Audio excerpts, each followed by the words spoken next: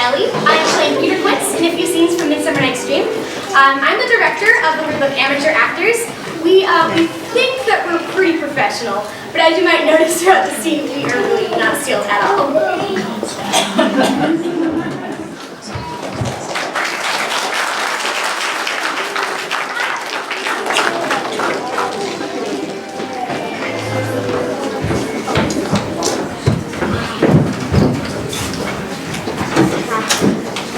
Is all our company here? You were best to call him generally, man by man, according to the script. Here is a scroll of every man's name, which is thought fit through all Athens to plan our interview before the Duke and Duchess on his wedding day at night.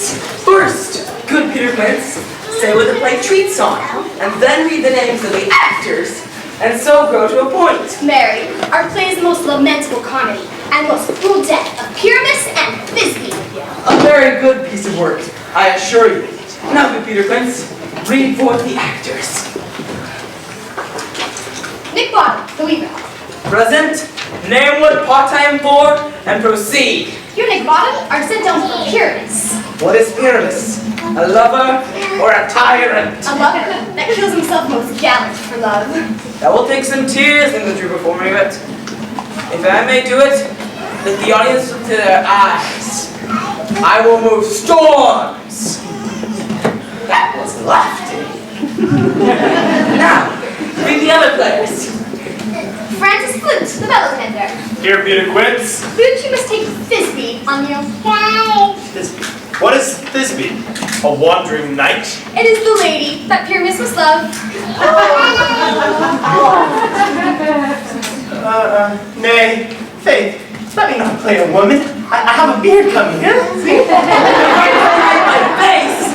Let me play Thisbe too! And I'll speak in a monstrous little voice. Thisbe!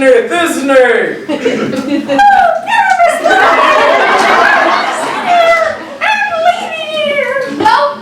Brooklyn Pyramus and Flute, you Thisbe. Well, proceed. Robin Starveling, the tailor. Here, Peter Quince. Starveling, you must play Thisbe's mother. Tom Snout, the tinker. Here, Peter Quince. Thisbe's father. Myself, Pyramus's father. Snug the joiner, you the lion's part. And I hope here is the play fitted. The lion's part written. Pray you, if you give me the part, so you may do it extempore, for it is nothing but roaring.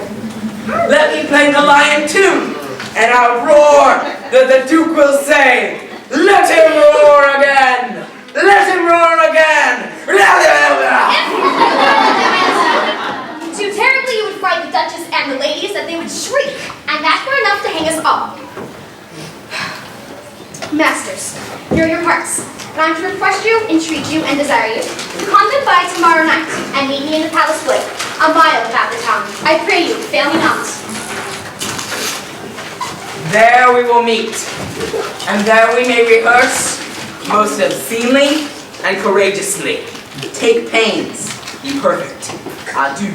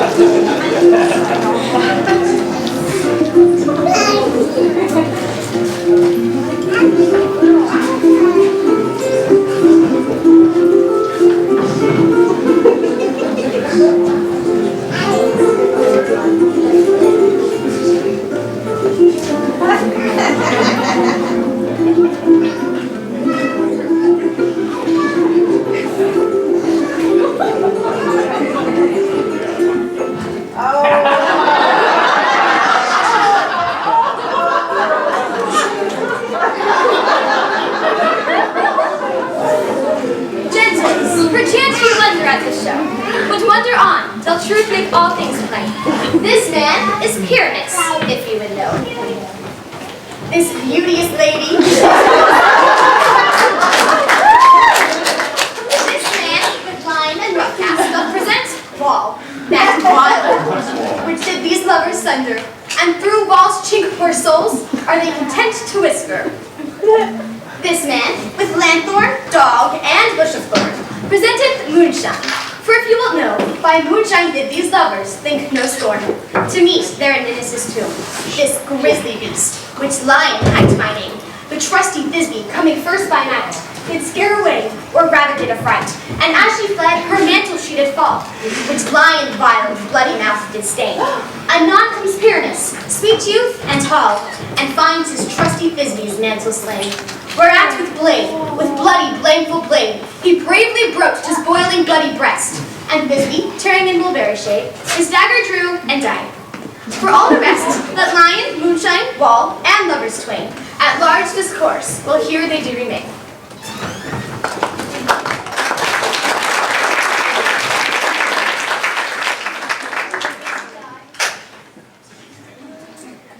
In this same interlude doth befall that I, one snout by name, present a wall, and such a wall that I would have you think that had in it a cranny hole or chink, through which the lovers Pyramus and Thisbe are to whisper very secretly. O night with hue so black, O night, alack, alack, alack. I fear my Thisbe's promise is forgot, and thou, O wall, O sweet, O lovely wall, show me thine chink to blink through with mine eye. Thanks, courteous wall. But what is this? No Thisbe do I see. Cursed be thy stones for thus deceiving me. Oh, wall! Full often hast thou heard my moans for parting my fair Pyramus and me. My cherry lips have often kissed thy stones, lime and hair knit up and deep. I see a voice. Now will I to the chink to see if I can hear my Thisbe's face. This me. My love? I think. Think what you wilt. Kiss me through the hole in this vile wall. This was whole, not thy lips at all. Wilt thou at Ninus' tomb meet me straightway? Tide life, tide death, I come without delay.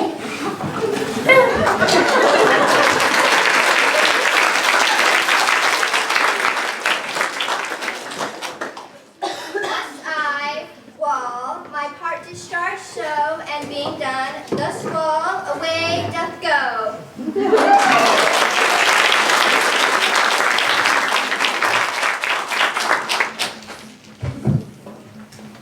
You, ladies, you, whose gentle hearts do fear the smallest monstrous mouse that creeps on floor, may now perchance both quake and tremble here, when lion rough in wildest rage doth roar. For I, as a lion come to strike into its place, pour pity on my life.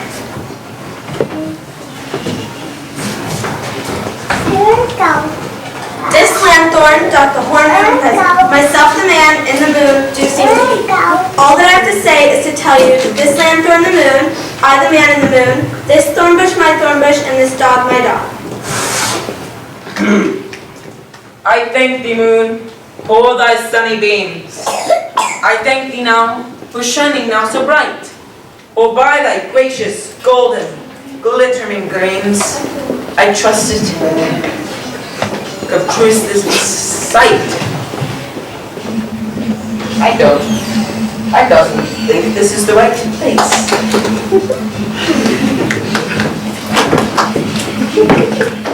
Oh yes, this is Ninus' tomb. But where's my love?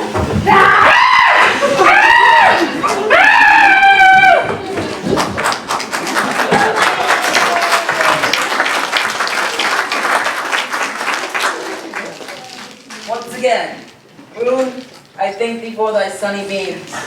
I thank thee now for shining now so bright. For by thy gracious golden glittering gleams, I trust to take of truest this me sight. But stay!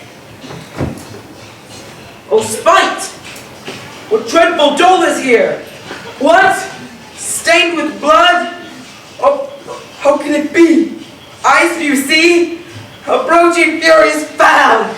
Whereupon nature didst thou lion's frame? Since lion vile have since deflowered my dear, which is now, which was the fairest dame that lived, that loved, that liked, that looked with cheer.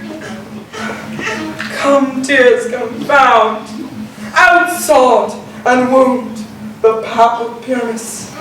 I, the left pap, where heart doth hop. Thus I die, thus. Now am I dead, now am I fled. Take thy flight. Thus I die.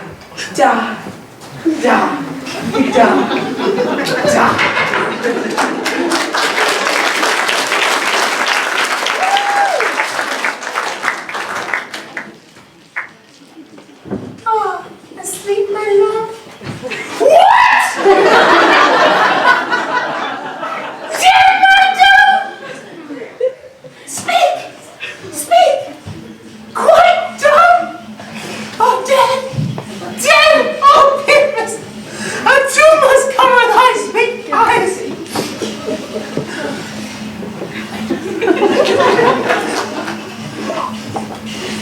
Come, sword, and bleed my breast and brow! And farewell, friends! This be ends! Adieu!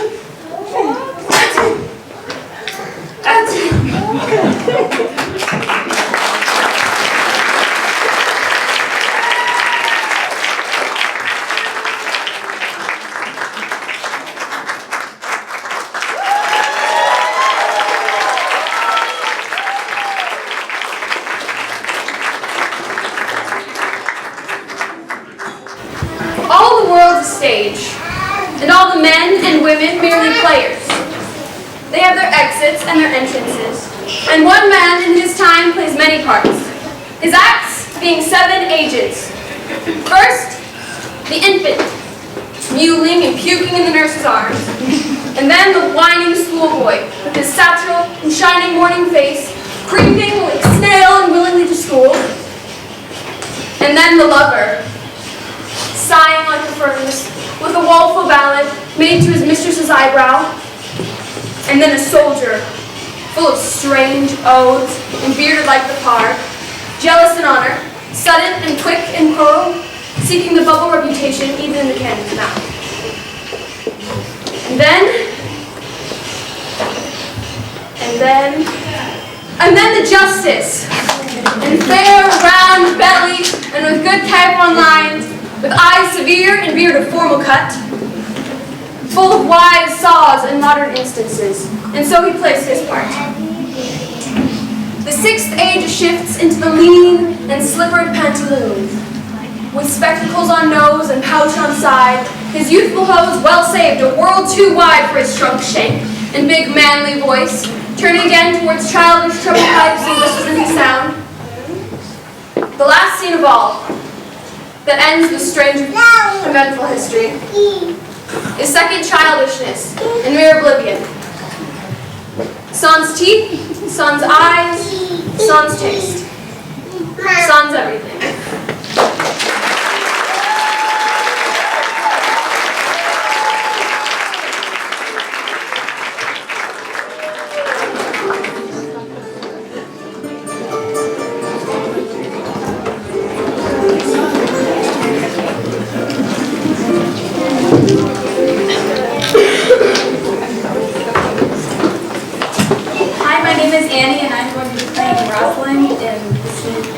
As You Like It.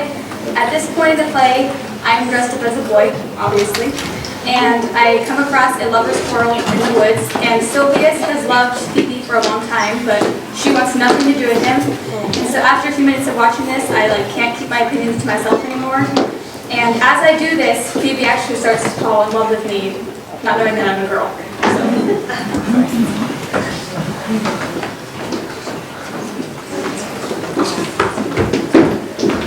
Sweet, Phoebe, do not scorn me. Do not, Phoebe. Say that you love me not. Say not so in bitterness. The common executioner, whose heart the accustomed sight of death makes hard, fells not the axe upon the humbled neck, but first begs pardon. Will you sterner be than he who lives and dies by bloody drops? I would not be thy executioner. I fly thee, for I would not injure thee. Thou tell'st me there is murder in mine eye. 'Tis pretty, sure, and very probable that eyes that are the frailest and softest things, who shut their coward gates on atoms, should be called tyrants, butchers, murderers. Now I do frown on thee with all my heart. And if mine eyes can move, now let them kill thee. Counterfeit to swoon, why now fall down? Nor I'm sure there is no force in eyes that can hurt. If ever, as that ever may be near, that thou find'st some fresh cheek, the power of fancy, then shall you know the wounds invisible love's keen arrows make. But till that time, come not thou near me. And when that time comes, afflict me with thy locks. Pity me not, as till that time I shall not pity thee. And why, I pray you? Who might be your mother that you insult, exalt, and all at once over the wretched? What, though you have no beauty, as by my faith I see no more in you than if that candle may go dark to bed. Must you therefore be proud and pitiless? Why do you look on me? I see no more in you than in ordinary. No, faith-proud mistress, hope not after it. You foolish shepherd, wherefore do you follow her? You are 1,000 times proper a man than she a woman. 'Tis such fools as you that makes the world full of ill-favored children. But mistress, know yourself. Thou not indeed, thank heaven, fasting for a good man's love.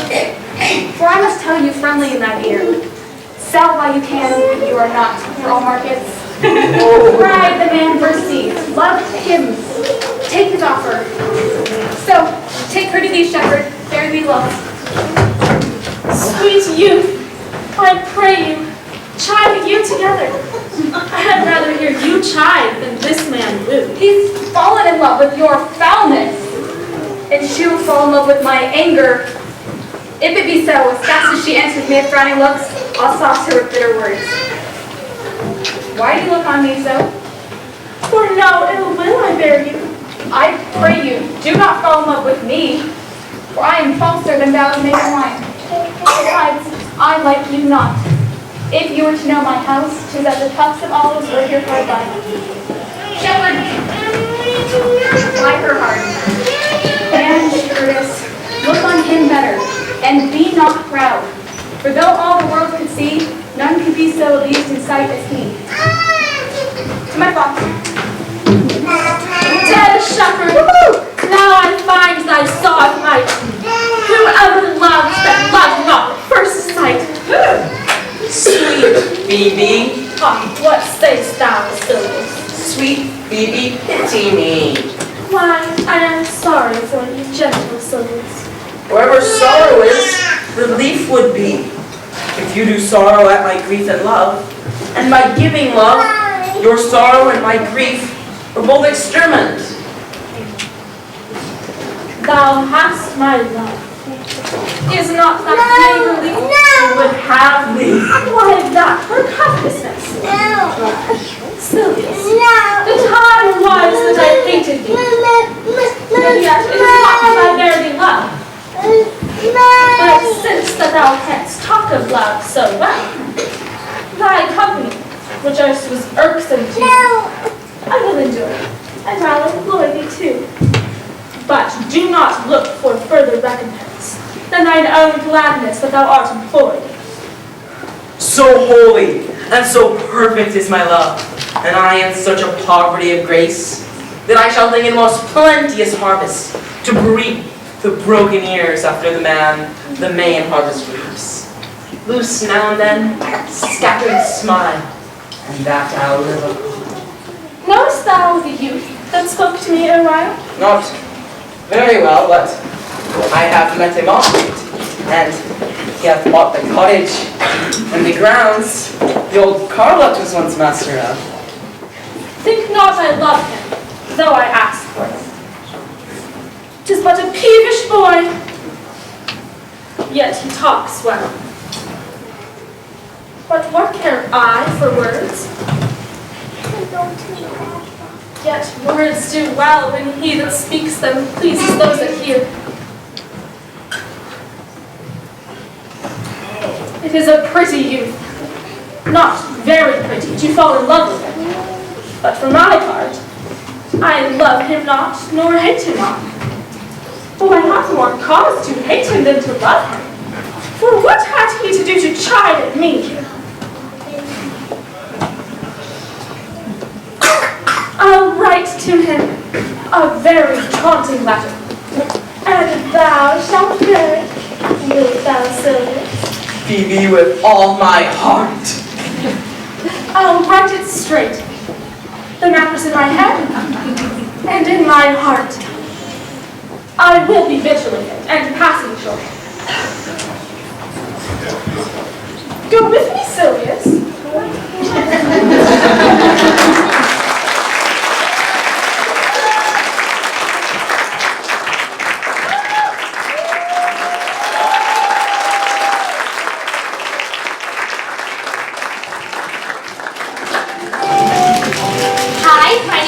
And I'm going to be doing a series of monologues of the character Puck from A Midsummer Night's Dream. The king doth keep his revels here tonight. Take heed, the queen, come not within his sight. For Oberon is passing fell and wrath, because that she as her attendant hath a lovely boy stolen from an Indian king. She never had so sweet a changeling, and jealous Oberon would have the child. Knight of his train praise the forest while. But she perforce withholds the loved boy, crowns him with flowers and makes him all her joy. Through the forest have I gone, though at Indian found I none. Night and silence. Weeds of Athens he doth wear. This is he my master sent, despises the Athenian maid. And here the maiden, sleeping sound, on the dank and dirty ground. Trill upon thy eyes I throw all the power this charm does owe. When thou wakest, let love forbid sleep her sleeps on thy eyelid.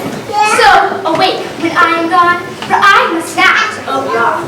Up and down, I will lead them up and down. I am feared in field and town. God will lead them up and down.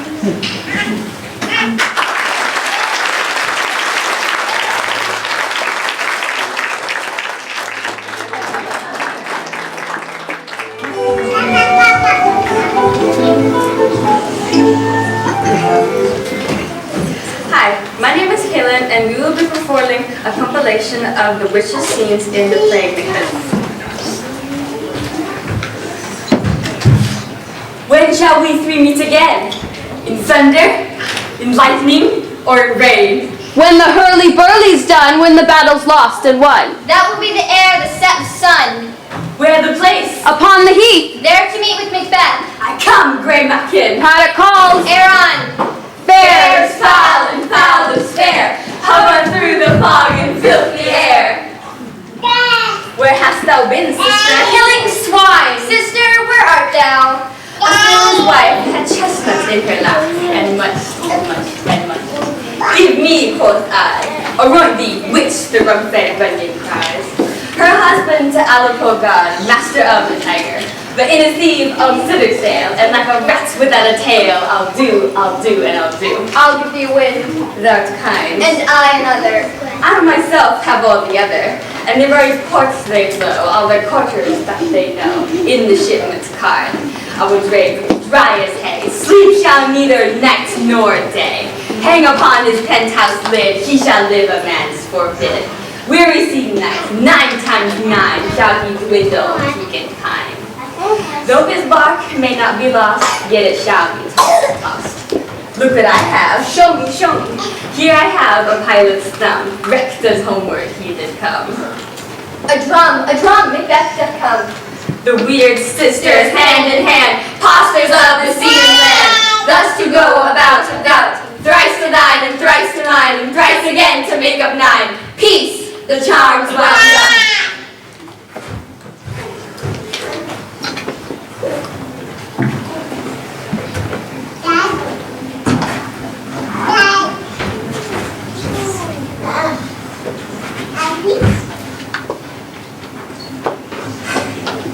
Thrice the brinded cat hath mewed. Thrice and once the hedge pig whined. Harper's cried this time.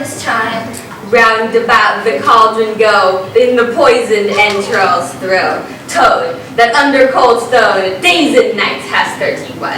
Sweltering venom, sleeping guts, boiled out first in the charmed pot.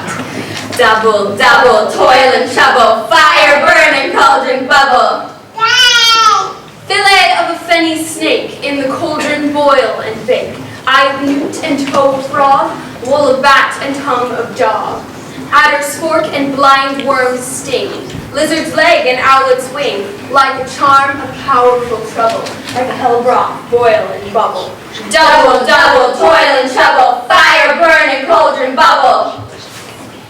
The scale of dragon, tooth of wolf, witch's mummy, Mongo, the raven's salt sea shark, root of hemlock digged in the dark, liver of blaspheming Jew, gall of goat and slip of ewe, silvered in the moon's eclipse, nose of Turk and Tartar's lips, finger of birth's strangled babe, ditch delivered by a drave, make the gruel thick and slab, add thereto a tiger's children for the ingredients to our Double, double, toil and trouble, fire burn and cauldron bubble. Cool it with the baboon's blood. Now the charm is firm and good. Oh, well done. I commend your pains, and everyone shall share in the gains. Round about the cauldron sing in live elves and fairies in a ring, enchanting all that you put in. By the pricking of my thumbs, something wicked this way comes. Open locks, whoever knocks. What do we do? A deed without a name. Speak. Demand. will answer.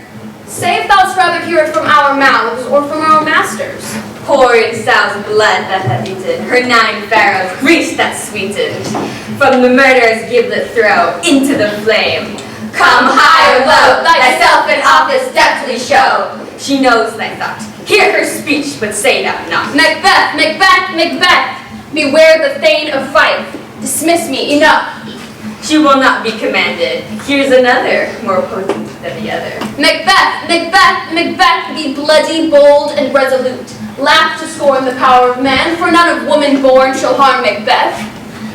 The lion metal of proud, take no care, who chafes, who frets, who conspires are. Macbeth shall never vanquish, be until great Burnwood, or high Dunsinane Hill shall come against him.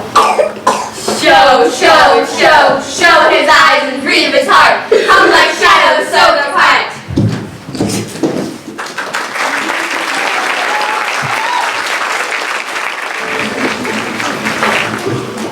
Hello, my name is Annie, and I will be doing a monologue on the role of Portia from the Merchant of Venice.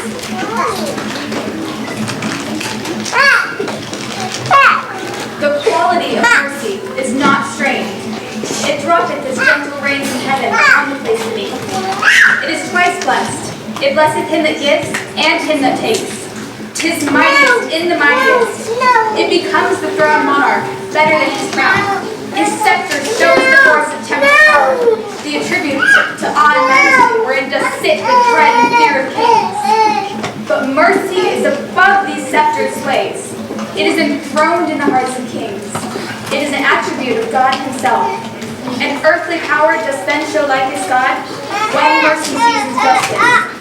Therefore, though justice be thy plea, consider this, that in the course of justice, none of us shall see salvation. We do pray for mercy, and those same prayers does teach us to render the deeds of mercy. I have spoke thus far to mitigate the justice of thy plea, which if thou follow, the strict court of Venice must needs give sentence against the merchant there.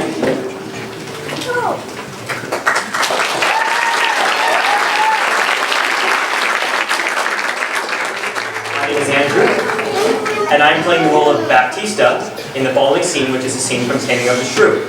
In this scene, we shall see my daughter, Katharina, who seems to have quite the attitude problem, get flirty with a lovely man named Petruchio, who is in it for the game and the fun.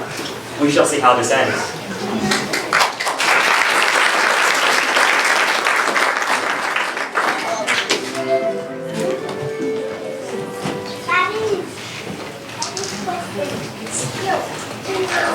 I will attend her here, and woo her with some spirit when she comes. Say that she rail, why then I will tell her plain, she sings as sweetly as a nightingale.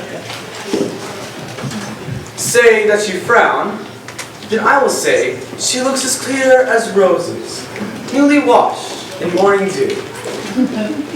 Say that she is mute, and says not a word, why then I will commend her volubility, and say that she uttered piercing eloquence. If she do bid me pack, I will thank her, as though she bid me stay by her side a week. If she denied to wed, why then, I'll crave the day that I may ask the banns, and when be married. But here she comes. Speak, Petruchio, speak. Good morrow, Kate, for that is your name, I hear. Well, have you heard of something hard of hearing? They call me Katharina, that do talk to me. Nay, you lie. In faith, you are called plain Kate, and bonny Kate, and sometimes Kate. The curse. It's Kate, the prettiest Kate in Christendom. Kate of Kate Hall. My super dainty Kate, or dainty for all Kates. Therefore, Kate, take this of me, Kate, of my consolation. Having heard thy mildness praised in every town, thy virtue spoken of and thy beauty sounded, myself am moved to woo thee for my wife. Moved. In good time. Let him that moved you hither remove you hence. I knew that the first you were unmovable. Why? What's immovable? A joint stool. Thou hast hit it. Come, sit on me. Asses are made to bear, and so are you. Women are made to bear. Are you such pain as you of me, you mean? Nay, Kate, I will not burden thee. But knowing thee to be yet young and light, Too light for such a swain as you catch, yet as heavy as my weight should be. should buzz. O slowing turtle, should a buzzard take thee? Aye, for a turtle as he takes a buzzard. Come, you wasp. In faith, you are too angry. If I be waspish, best be one that sting. My remedy then is to pluck it out. Aye, fool can find your lies. Who knows not where a wasp does hide its sting? In his tail. In his tongue. Whose tongue? Yours if you talk to us. What, with my tongue in your tail? Nay, come again, good Kate. I am a gentleman. That'll try. I swear, you can strike again. So may you live drawing. If you strike me, you are no gentleman. I herald, Kate. Oh, put me in thy books. What is your crest? A coxcomb? A combless cock. So Kate will be my head. No cock in mind. You crow too like crazy. Why, Kate? You look sour. It is my passion when I see a crab. Why, here is no crab. There is. Then show it to me. Had I a glass, I would. What? You mean my face? Well, aimed of such a young one. By St. George, I am too young for you. Yet you are withered. 'Tis with cares. But I care not. Nay, hear you, Kate. In sooth, you skate not so. I take you if I tarry, let me go! Nay, not a whit. For I found you to keep passing 30. 'Twas told me thou art rough, boy, and sullen. But now I find report to be very lively. Thou art pleasant, gamesome, and passing courteous. But slow in speech, yet sweet as springtime flowers. Thou canst not lie, thou canst not look askance, nor bite thy lip as angry wenches do. Nor hast thou found pleasure in being cross in talk, but with mildness entertainst thy words with gentle confidence, soft and affable. Why does the world say that Kate's of limp? Oh, slanderous world! For Kate, as the hazel twig, is straight and slender, and brown and hueless as hazelnut, yet sweet as the kernels. Go, fool, and whom thou keepst command. Since when did Diana ever become a rogue? As Kate this chamber with the princess of Kate. Therefore, be Diana, and let her be Kate. And let Kate be chaste, and Diana scornful. Where did you study this goodly speech? It is extempore from my mother wit. Oh, give your mother witless as her son. Am I not wise? Therefore, setting all this chat aside, thy father has agreed that you should be my wife, Diana. And will you? I will marry you. Now, Kate, I'm a husband for your chance. For in this light that I see that beauty would make me like you well. Thou must be married to no man but me. For I am he who am born to tame you, Kate, to bring you from the wild Kate to a Kate, conformable as other household Kates. Here comes your father. Never make denial. I must and will have Katharina for my wife. Now, Signor Petruchio, how speed you with my daughter? How much well, sir? How much well? Possible I should speed amiss. Why, how now, Katharina? In your dumps? Call you me daughter. Now, I promise you, you have shown a tender, fatherly regard to which we went to one half lunatic, a madcap ruffian, and a swearing jack that thinks with oaths to face the matter out. Yourself and all the world that have spoken of her have spoken amiss. For if she be cursed, 'tis with policy. For she is not froward, but modest as a dove. In conclusion, we have agreed so well together that upon Sunday is the wedding day. I'll see thee hanged on Sunday first. I tell you, 'tis incredible to believe how much she loves me. Oh, the sweetest Kate. She threw her arms about my neck, and kiss on kiss, she vied so fast, just an oath on oath, that in a twinkle, she won me to her love. Give me thy hand, Kate. I am to Venice, to buy apparel against the wedding day. Bid the guests, father, and prepare the feast. I will be sure that my Catherine shall be mine. I know not what to say, but give me your hand. God send you joy, Petruchio. 'Tis a match. Father, wife, adieu. I am to Venice. Sunday comes apace. We shall have rings and things, and finery. And kiss me, Kate. We'll be married this Sunday.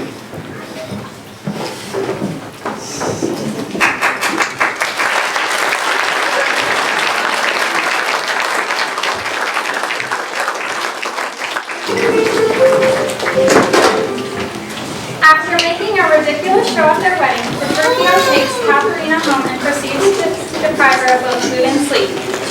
We come upon Kate after days without food and sleep. This is right as she starts to break and realize the only way her life is going to improve is if she does whatever Petruchio is asking of her.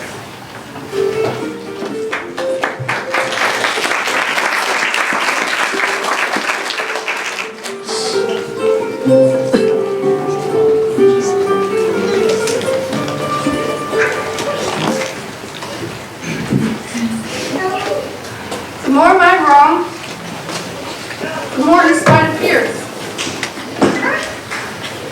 What? Did he marry me to famish me? Beggars that come unto my father's door, upon entreaty, have a present alms. If not, elsewhere they meet with charity. But I, who never knew how to retreat, nor never needed that I should entreat, and starved for meat, giddy for lack of sleep. Oaths kept waking and withdrawing fed. And that which spites me more than all these wants, he does it under the name of perfect love. As who should say, if I should sleep or eat, for deadly sickness or uncertain death.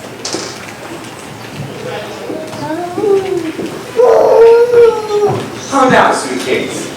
What's sweeting all at once? Faith is cold to me. Pluck up thy spirits and look cheerfully upon me. See how diligent I am to dress thy me myself and bring it thee? Surely, sweet Kate, such kindness merits thanks. What? Not a word? Then my burden was for naught, and all my pains were for no proof. Here, take this dish away. I pray you let it stand. The smallest service is repaid with thanks, and so shall mine before you touch the meat. I thank you, sir. Come, Kate, shall we once more towards our father's house? Come, come, once more towards our father's house. Good heavens, how bright and goodly does shine the moon. The moon, the sun, it is not moonlight now. I say 'tis the moon. I know it is the sun. By my mother's son, and that is myself, it shall be moon or star, or whatever I list, ere I go to your father's house. Fetch our horses back again. I'm crossed, crossed, nothing but crossed. Forward I pray, and be it moon or sun, or what you please. And if you please to call it a rush candle, henceforth I vow it shall be so for me. I say it is the moon. I know it is the moon. Nay, you lie. It is the blessed sun. God be blessed, it is the blessed sun. But sun it is not when you say it is not, and the moon changes even as your mind. What you will have a name, and that it is, and so it shall be so.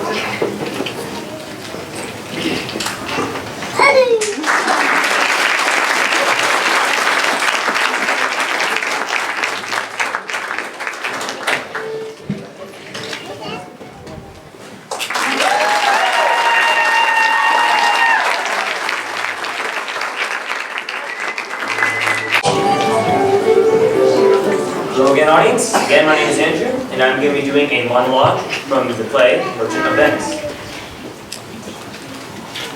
To bait fish withal. If it will feed nothing else, it will feed my revenge. He hath disgraced me, and hindered me $500,000. Laughed at my losses, mocked at my gains, scorned my nation, thwarted my bargains, cooled my friends, and heated my enemies. And what's his reason? I'm a Jew. Hath not a Jew eyes? Hath not a Jew hands, organs, dimensions, senses, affections, passions? Fed with the same food? Hurt with the same weapons? Subject to the same diseases and healed by the same means? Warmed and cooled by the same winter and summer as a Christian is? If you prick us, do we not bleed? If you tickle us, do we not laugh? If you wrong us, shall we not revenge?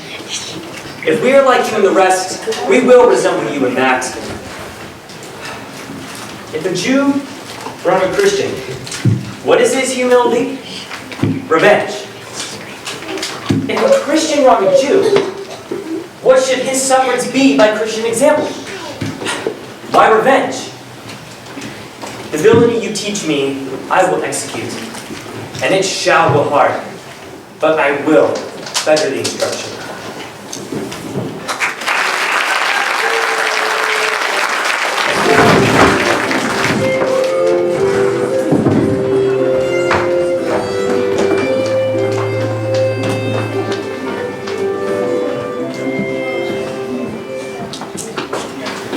Hello, my name is Preston, and in these scenes, I will be playing Claudia.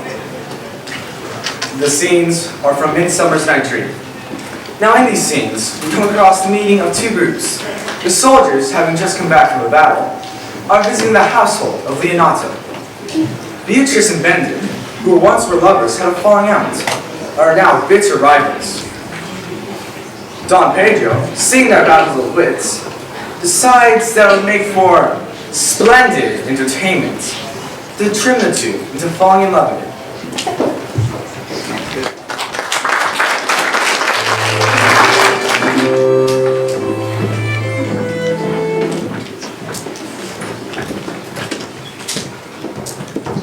Good Signor Leonato. You have come to meet your troubles. The fashion of the world is to avoid costs. And you encounter it. Never came trouble to my house, in the likeness of your grace. You do embrace your charge too willingly. I believe this is your daughter. Her mother hath many times told me so. Were you in doubt, sir? Were you in doubt, sir, that you asked her? Senor Benedict, no. If Signor Leonato be her father, she would not have his head upon her shoulders for all Messina, as like him as she is. Oh, I wonder that you will still be talking, Signor Benedict. Nobody marks you. What? My dear Lady Disdain, are you yet living? Is it possible Disdain should die while she has such meat food to feed it as Signor Benedict? Courtesy itself must convert to disdain if you come in her presence. That is courtesy a turncoat, for it is certain I am loved of all ladies, only you excepted. And I would I could find in my heart that I had not a heart for her, for truly I love none. My dear happiness to women. They would not spend trouble to a pernicious suitor. I'd rather hear my dog bark at a crow than a man swear he loves me. God keep your ladyship still in that mind, so some gentleman or other may escape a predestinate scratch face. Scratching could not make it worse, and tore such a face as yours were. Well, you are a rare para-teacher. A bird of my tongue is better than a beast of yours. I would my horse had the speed of your tongue, and so good a continuer. But keep your way, I am done. You always end with the James trick. I know you of old.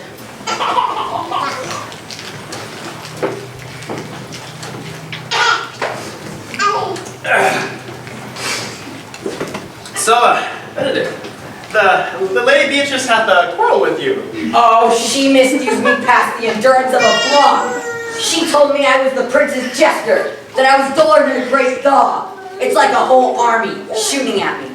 She speaks poniards, and every word stabbed. If her breath were as terrible as her terminations, there were none living near her. She would infect to the North Star.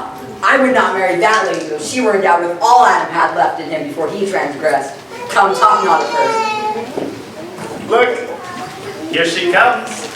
Will your grace command me any service to the world's end? I will go on the slightest errand now, to the antipodes that you can devise. I will fetch you a toothpicker now for the furthest ends of Asia. A hair off the great Cham's beard. Do you any embassage to the pygmies, rather than hold 3 words with that harpy? You have no employment for me then? None. But to desire your good company. Oh, sir, here's a dish I love not. I cannot endure my lady come. Come, good lady. You have lost the heart of Signor Benedict. Indeed, my lord. He lended me a while and I gave him use for it. A double heart for a single one. Married once he wanted of me with false dice. Therefore, your grace may well say, I have lost it. Well, I hope to see you one day fitted with a good husband. And not till God make men out of some other metal than her.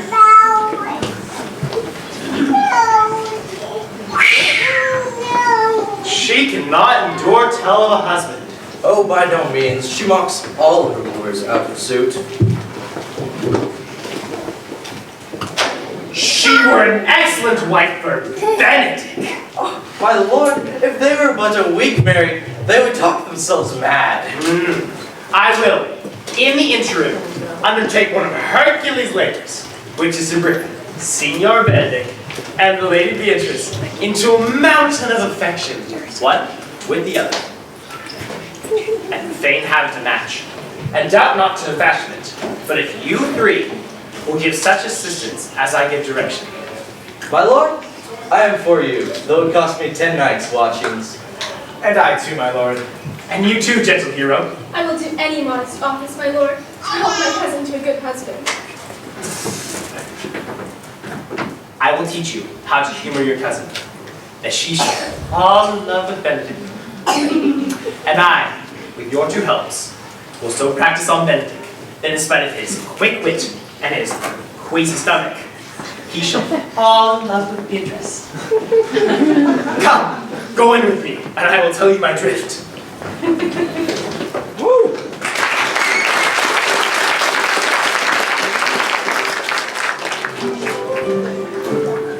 I do much wonder that one man, seeing how much another man is a fool when he dedicates his behaviors to love, will, after he hath laughed at such shallow follies in others, become the argument of his own scorn by failing in love.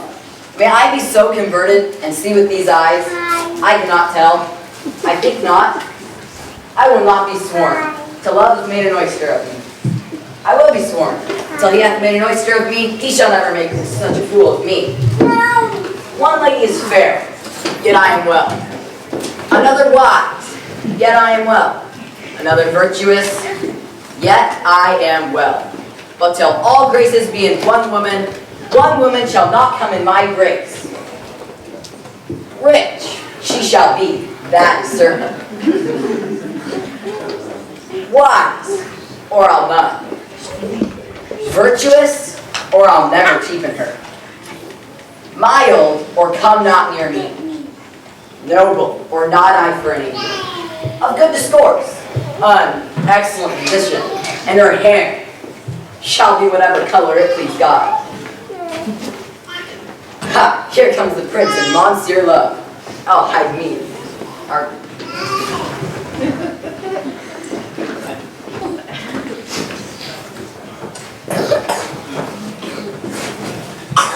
See where Benedict hath hid himself? Oh, very well, my lord.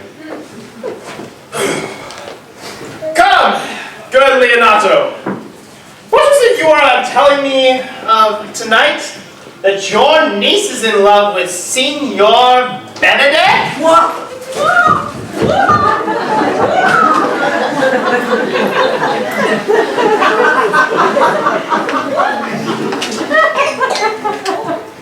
I did not think that lady could love any man. No, nor I neither, but most wonderful that she should so dote on Signor Benedict, whom in all outward behaviors seemed to abhor. Is it possible? Sits the wind in that corner. By my troth, my lord, I cannot tell what to think of it, but that she loves him with an enraged affection. It is past the infinite of thought. Maybe she doth but counterfeit. Counterfeit? There was never counterfeit of passion, came so near the life of passion as she discovers it. Hath she made her affections known to Benedict? No, and swears she never will. That's her torment. And down upon her knees she falls, and weeps, sobs, beats her heart, tears her hair, prays, curses. Oh, sweet Benedict, God give me patience. It were good that Benedict knew it by some other means, if she shall not make it known. To what end? He would make but sport of it, and torment the poor lady worse. And he should. It were almost to hang him. For she is an excellent, sweet lady. And by all suspicion, she is virtuous. And exceedingly wise. In everything but in loving Benedict. I am sorry for her.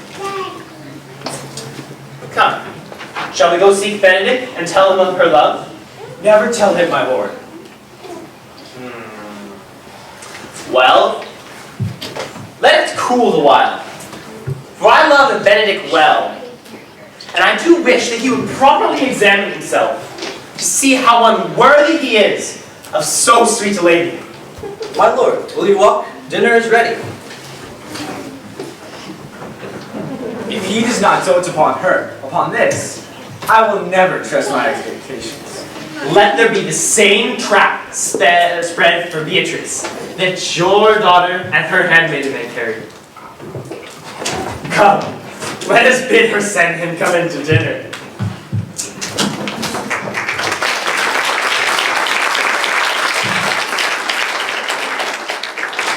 This can be no trick. truth of this from Hero. They seem to pity the lady.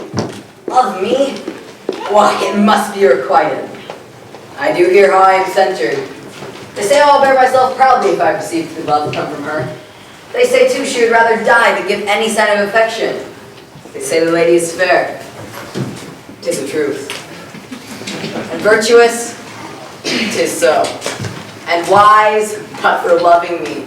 By my God, it is no addition to her wit, nor no great argument of her folly. For I will fall horribly in love with her. I may chance have some odd quirks and remnants of wit broken on me, because I have railed so long against marriage. But doth not the appetite alter? A man loves me in his youth, that he cannot endure his age. And when I said I would die a bachelor, I did not think I would live till I were married. Look, here comes Beatrice. By this day, she's a fair lady.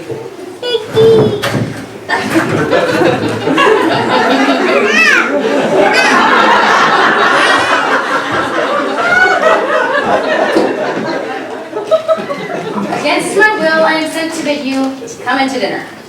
Fair Beatrice, I thank thee for your pains. I took no more pains for those thanks than you took pains to thank me. If it had been painful, I would not have come. You took pleasure in the message then. Yea, even as much as you may take upon a knife's point. You have no stomach, senor? Fare you well. Ha! Against my will, I did say you come into dinner. There's a double meaning in that. I took no more pains for those things than you took pains to thank me. That's as much as to say, any pains I take for you are as easy as thanks. If I do not love the lady, I am a villain.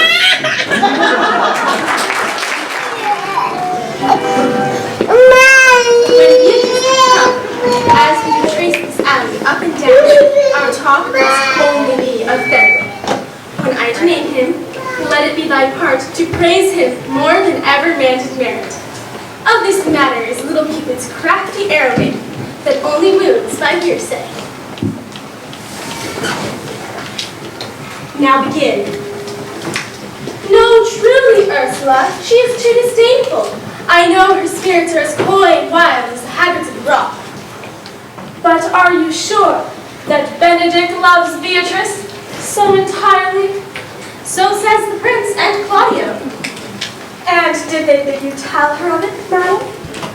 They did entreat me to acquaint her of it, but I persuaded them, if they loved Benedict, to wish him wrestle with affection, and never to let Beatrice know of it. Why did you so? Nature never framed to its heart prouder stuff than that of Beatrice. Disdain and scorn might sparkle in her eyes, misprizing what they look on, and her wit values itself so highly that to her all matter else seems weak. She cannot love. Sure, I think so. And therefore certainly it were not good she knew his love, lest she make sport of it. You speak true. I never yet saw a man, but she would spell him backward. Therefore, let Benedict, like covered fire, consume away in sighs, waste inwardly. It were a better death than die with mocks. Yet tell her of it. Hear what she will say. No, rather I will go to Benedict and counsel him to fight against his passion. Oh, do not do your cousin such a wrong. She cannot be so much without true judgment, having so swift and excellent a wit as she is prized to have, as to refuse so rare a gentleman as Signor Benedict. Indeed, he hath an excellent good name. Come, go in. She's lied, I warrant you. We have caught her, madam.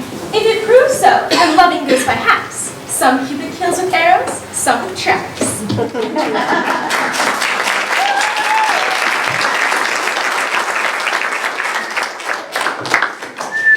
Fire is in mine ears.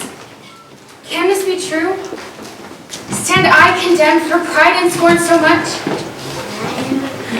Contempt, farewell, and maiden pride adieu. And Benedict, love on. I will requite thee, taming my wild heart to thy loving hand. If thou dost love, my kindness shall incite thee to bind our loves up in holy band. For others say thou dost deserve, and I believe it better than accordingly.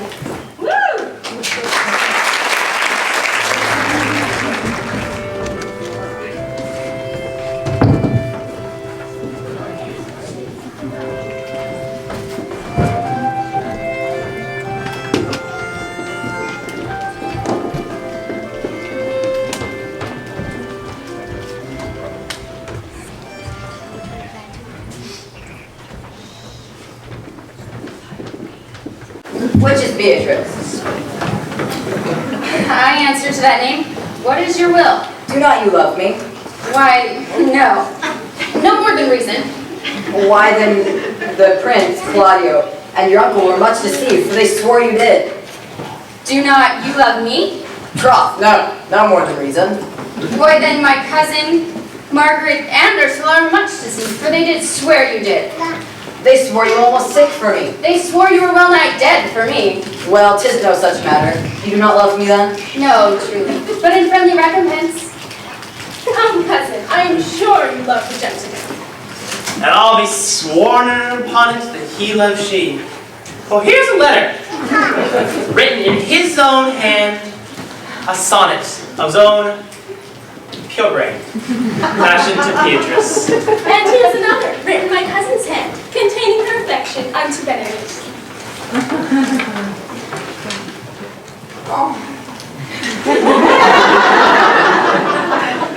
A miracle. Here's our own hands against our hearts. Come, I will have thee, but by this day I take thee for pity. Oh, I would not deny you, but by this good day I yield upon great persuasion. And partly to save your life, for I was told you were in a consumption. Peace, I will stop your mouth.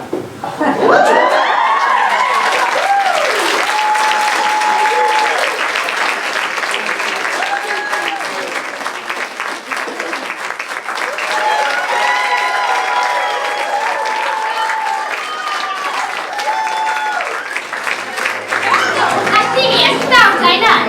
Night and silence. Who is here? Reads it at this. He doth play.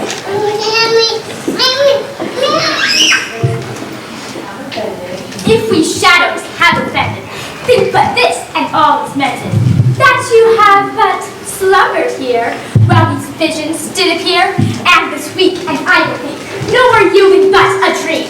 Gentles, do not reprehend. If you pardon, we will mend, for I am but an honest folk. If you have unearned luck, now to escape the servant's tongue, we will make amends ere long, else is but a liar call. So, good night unto you all. Give me your hands if we be front, and Robin shall restore a man.